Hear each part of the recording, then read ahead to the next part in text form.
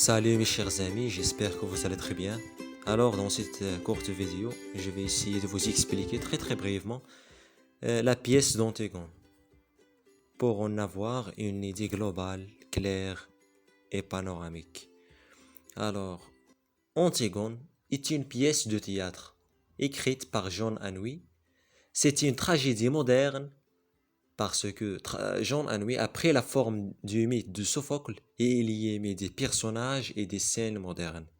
Mais il a gardé le fait que c'est une tragédie parce qu'il y aurait l'héroïne, c'est-à-dire Antigone, qui va mourir à la fin de la pièce.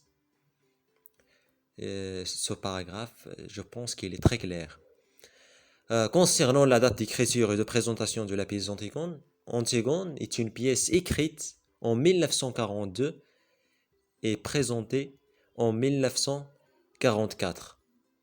Le lieu des événements, c'est Thèbes. Concernant les personnages de la pièce, parmi les personnages principaux, on a Antigone, qui est la fille d'Oedipe, sœur d'Étiocle et Polynèse et Ismène. La nourrice, c'est une vieille dame qui s'occupe d'Antigone tout au long de la pièce.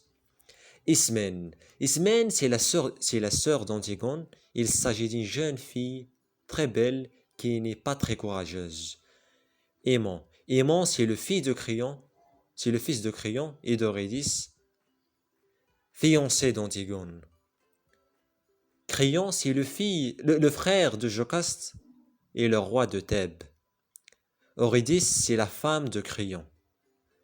Les trois gardes, ils sont chargés de surveiller le cadavre de Polynèse. Le page, c'est celui qui accompagne le roi tout au long de la pièce.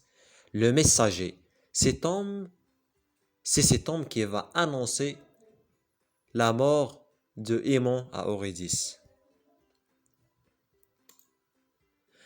Alors, concernant le résumé de cette pièce, la pièce va s'ouvrir sur un prologue dans lequel le chœur intervient pour exposer l'intrigue et les personnages présents. Concernant le contexte de l'histoire, après la mort d'Oedipe, ses deux fils, Polynèse et Étiocle, se disputent pour que l'un d'eux prenne le pouvoir.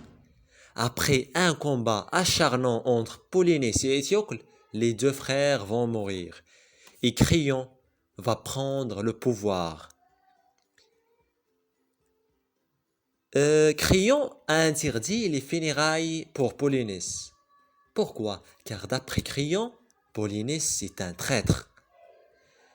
Pourquoi c'est un traître? Parce que Polynèse est le premier à avoir essayé de tuer son père Oedipe. C'est pour cela que Créon interdit absolument d'enterrer le cœur de Polynèse. Comme je vous ai dit, Créon interdit absolument d'enterrer le cadavre de Polynèse.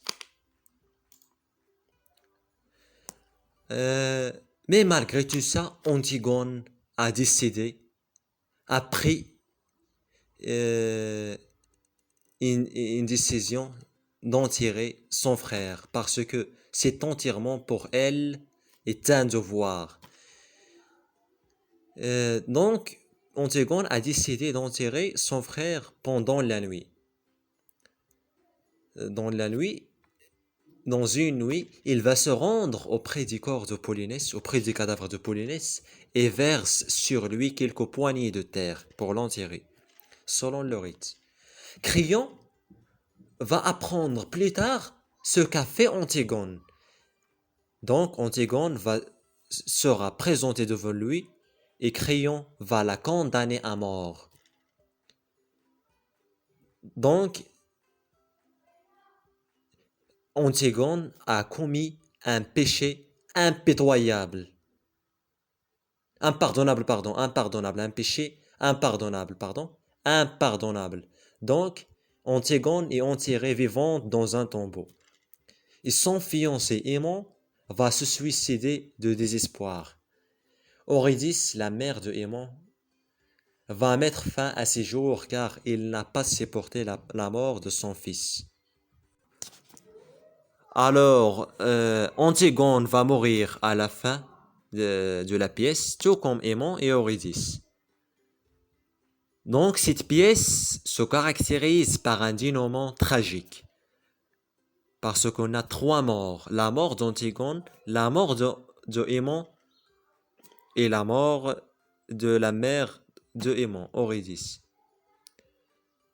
Aimon, comme nous avons dit préalablement, Antigone est enterrée vivante, Eurydice, il s'est suicidé, Aimon, et il a plongé un épée dans son ventre. Eurydice s'est suicidé, il s'est coupé la gorge. Dans cette pièce, Antigone ne peut pas échapper à son destin, à la mort. Dans toutes les pièces tragiques, toujours l'héros ou bien l'héroïne ne pourrait jamais échapper à son destin, qui est bien évidemment tragique.